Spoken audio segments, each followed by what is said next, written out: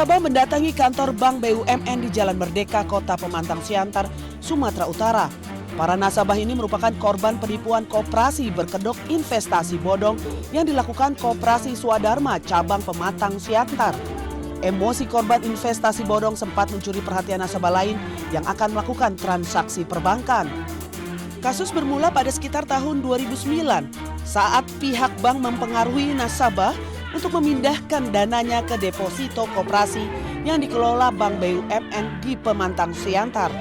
Bunga sebesar 1 hingga 4% yang dijanjikan hanya dibayar selama 3 bulan saja.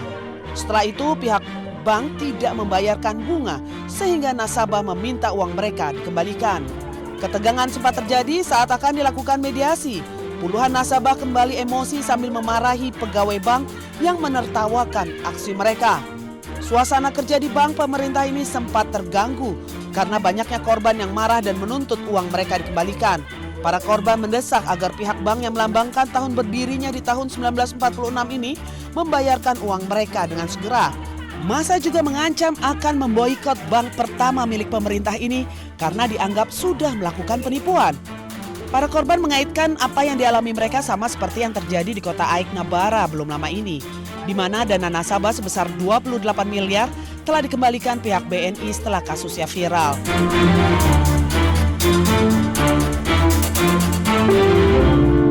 Pegawainya ada nuhanin tentai. Yuk. Panas mah. Weh mama mamat, mamat teh mamat. Aksi seorang balita memanjat atap rumah di Kelurahan Gonja, Kecamatan Praia, Lombok Tengah viral di media sosial. Dalam video berdurasi 1 menit, balita ini tengah terkurap di atas atap rumah dan terlihat kesulitan untuk turun. Mengetahui kejadian, pihak keluarga pun panik kemudian bergerak cepat melakukan evakuasi menggunakan tangga sederhana, dibantu tetangga hingga akhirnya balita tersebut berhasil selamat. Diduga sang balita merangkak naik ke atap melalui kandang ayam yang berada di samping rumahnya setelah lepas pengawasan saat bermain. Dan kami langsung memberikan edukasi kepada ibunya untuk lebih berhati-hati dan menjaga anaknya. Karena usia segitu anak lagi aktif-aktifnya. Para orang tua diimbau untuk selalu waspada menjaga anak mereka saat bermain guna menghindari kejadian serupa kembali terjadi. Dari Lombok Tengah, Nusa Tenggara Barat, Emma Widiawati, iNews melaporkan.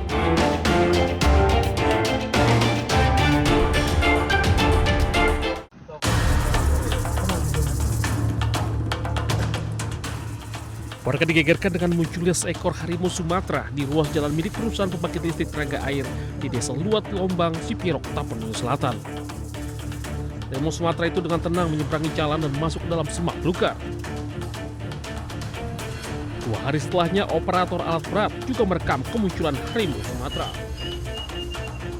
Petugas Balai Konservasi Sumber Daya Alam BKSDA yang datang ke lokasi menemukan beberapa jejak harimau Sumatera di 2 lokasi berbeda dengan jarak 10 km dari lokasi pertama. Adalah berasal dari video awalnya masyarakat, kemudian di-share ke kita, kemudian kita cross-check ke lapangan dan memang benar ada di wilayah usaha NSHE. Kini petugas masih memburu keberadaan satwa yang dilindungi penuh tersebut. Masyarakat juga diimbau agar menjaga keselamatan dengan tidak beraktivitas di sekitar lokasi. Dari Tapanuli Selatan, Sumatera Utara, Indra Mulya Syagian, iNews melaporkan.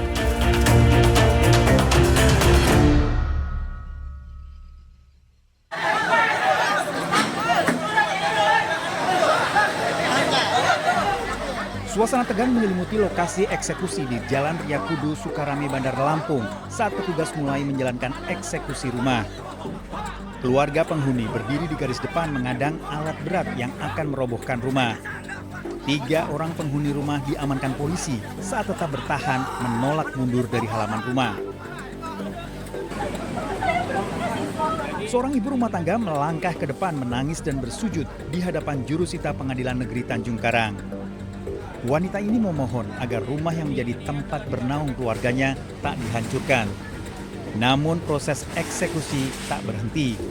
Jurusita tetap membacakan surat perintah eksekusi yang disebut telah berkekuatan hukum tetap. Sedangkan di sertifikat objek pemilik yang menggugat kami ini yang di sini 397, makanya jauh benar dari 152 ke 397. Meski diiringi tangis dan perlawanan, eksekusi tetap berjalan hingga tuntas. Dari Bandar Lampung, Andres Avandi, iNews melaporkan. Saya sekuat tenaga, ilingan kanan kiri itu kepukul, sekali tak tebas leher. Viral di jagat maya, seorang perempuan mengadu pada wakil wali kota Armuji perihal tindakan penganiayaan yang dilakukan pacarnya, sehingga perempuan yang sudah memiliki 3 orang anak ini babak belur di wajah dan tubuhnya. Tidak butuh waktu lama setelah pelaku 2 kali mangkir dari pemeriksaan polisi, anggota Jatanras Polda Jawa Timur berhasil menciduk terduga pelaku penganiayaan berinisial MBY di sebuah tempat cuci mobil di wilayah Denpasar, Bali. Pelaku menganiaya korban karena motif cemburu. Tidak hanya dianiaya, dalam pengakuan korban juga sempat diancam akan dibunuh oleh pelaku jika berani melaporkan ke polisi. Setelah kita melakukan serangkaian penyelidikan dan penyidikan, pemanggilan terhadap tersangka sampai 2 kali dia tidak hadir. Kemudian kita mendatangi rumahnya yang bersangkutan sudah 2 minggu tidak kelihatan di rumah. Lalu kita melakukan pencarian, kebetulan tersangka berada di Denpasar, Bali. Kemarin alhamdulillah dapat ditemukan tersangka lagi bekerja di tempat cucian mobil. Atas perbuatannya pelaku akan dijerat pasal tentang penganiayaan berat dan pengerusakan terhadap barang milik korban dengan ancaman hukuman 5 tahun penjara. Dari Surabaya, Jawa Timur, Hari Tambayong, iNews melaporkan.